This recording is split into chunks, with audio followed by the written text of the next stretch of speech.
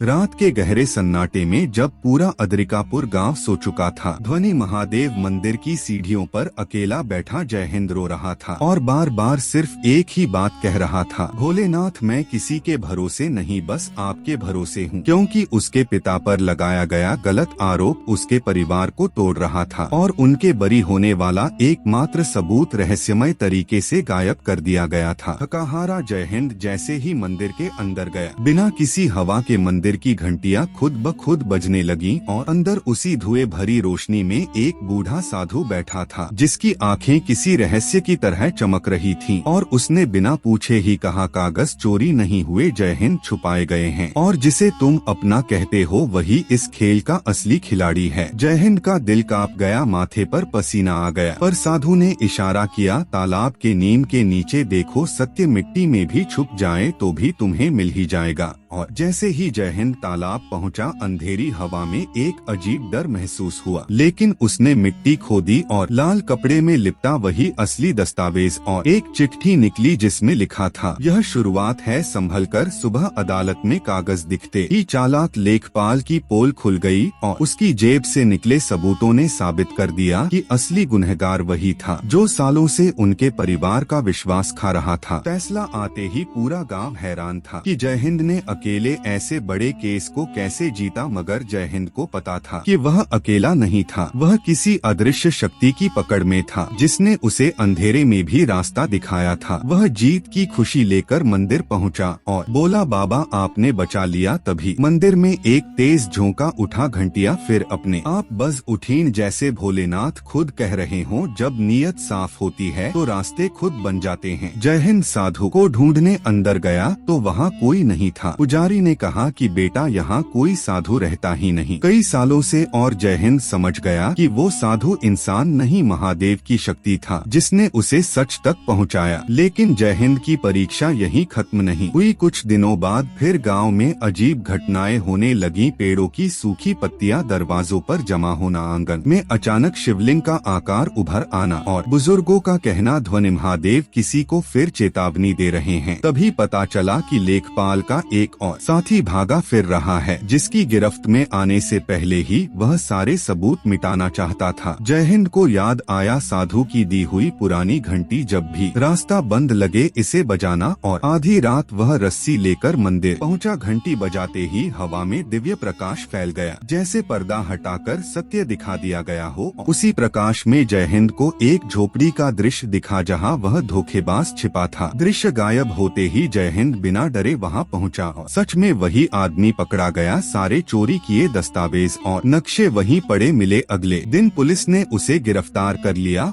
गांव को समझ आ गया कि यह जय हिंद की नहीं, उसकी आस्था की जीत है। मंदिर लौटकर जय हिंद ने आंसू भरी आंखों से सिर्फ इतना कहा, भोलेनाथ मैं हमेशा आपके भरोसे था और रहूंगा। और हवा में फिर वही धीमी सी घंटी गूंज उठी, जैसे आकाश कह रहा हो, जब इंसान टूटकर गिरता है भगवान उसे उठाकर चलाता है, और जिसका भरोसा महादेव पर हो उसकी कहानी कभी हार पर खत्म नहीं होती।